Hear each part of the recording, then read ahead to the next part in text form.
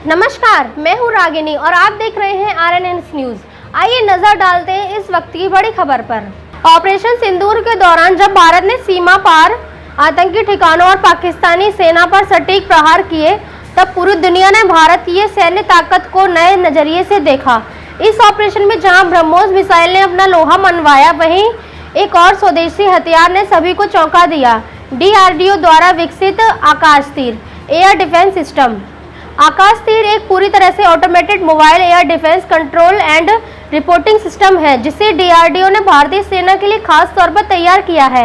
यह सिस्टम विभिन्न radar, sensor, communication system को नेटवर्क से जोड़कर फाइटर जेट्स, ड्रोन और मिसाइलों की पहचान, ट्रेनिंग और जवाबी कार्रवाई करने में सक्षम है।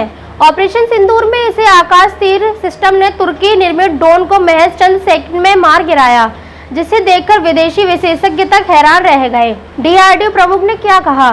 DRDO प्रमुख डॉक्टर समीर वी कांत ने कहा, आकाश तीर ने युद्ध भूमि में जिस स्तर का प्रदर्शन किया, उससे यह साबित हो गया है कि भारत अब सिर्फ उपभोक्ता नहीं बल्कि अत्याधुनिक रक्षा प्रणाली का निर्माता बन चुका है। उन्होंने यह भी संकेत दिया कि इस सिस्टम को लेकर कई देशों ने रुचि दिखाई है, जिससे इसके निर्यात की संभावना भी बढ़ गई है।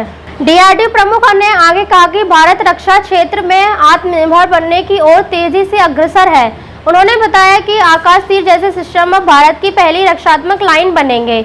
आने वाले वर्षों में भारत पूरी तरह से make in India defence platform पर निर्भर हो सकेगा। भविष्य के युद्धों में ड्रोन, इलेक्ट्रॉनिक वॉरफेयर, स्टील्थ तकनीकी और AI आधारित कम्युनिकेशन अहम भूमिका निभाएंगे। डॉक्टर कामत ने यह भी खुलासा किया कि भारत द्वारा विकसित 5.5वीं पीढ़ी के स्टील्थ फाइटर विमान AMCA पर काम तेजी से चल रहा है। इसका विकास 2024 में शुरू हुआ। इसका फुल स्केल मॉडल फरवरी 2025 में एरो इंडिया शो में प्रदर्शित किया गया, जिससे 2035 तक भारतीय वायुसेना में शामिल करने की योजना है। आकाश तीर, ब्रह्मोस, प्रलय और MACA जैसे प्लेटफॉर्म भारत की सैन्य रणनीति में एक सशक्त बदलाव का संकेत है। DRDO की नई योजना न केवल भारत की रक्षा प्रणाली को मजबूत करेगी, बल्कि वैश्विक भारत में भी भारत एक विश्वसनीय रक्षा निर्यातक के रूप में स्थापित करेगी। भारत अब सिर्फ युद्ध के लिए नहीं, शांति को मजबूती देने के लिए हथियारों का निर्माण कर रहा है। अब तक के लिए बस इतना ही। फिर होगी आपसे मुलाकात ऐसी ही बड़ी खबर के साथ। तब तक के लिए देखते रहिए RNS न्यूज। धन्यवाद।